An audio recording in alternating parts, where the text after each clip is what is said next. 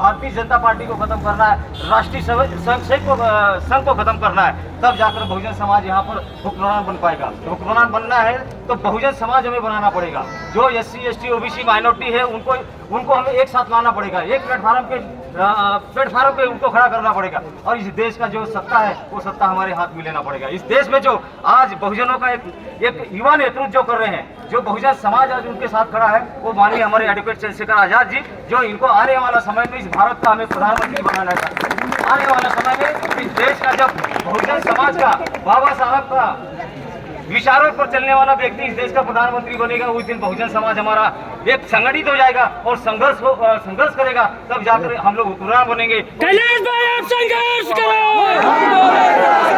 कैलाश भाई आप संघर्ष करो।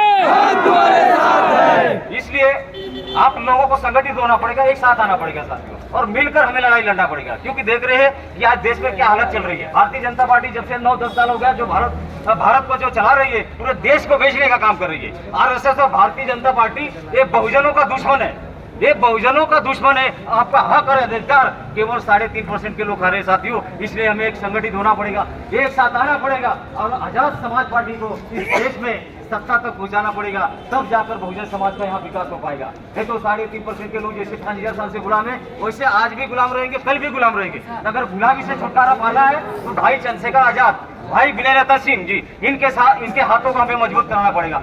हमें भीम आर्मी को मजबूत करना पड़ेगा, आजाद समाज पार्टी को मजबूत करना पड़ेगा। इस देश में हम लोग राजा बन पाएंगे। नहीं तो साथियों आज देखिए कि हमें एक छोटी सी उदाहरण मैं दे रहा हूँ कि आज उत्तर प्रदेश, बिहार हो, बाकी राज्यों से हमें इधर यहाँ क्यों चल कर आना पड़ा? क्योंकि इसके पीछे है ब्राह्मणवाद।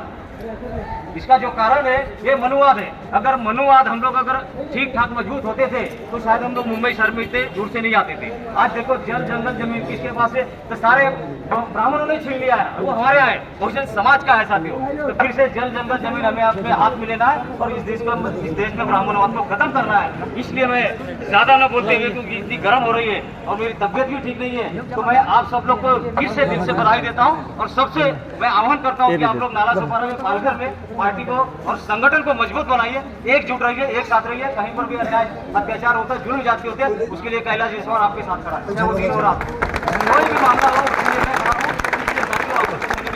एक साथ रहना पड़ेगा, एक साथ रहकर हम लोग संघर्ष करेंगे। तो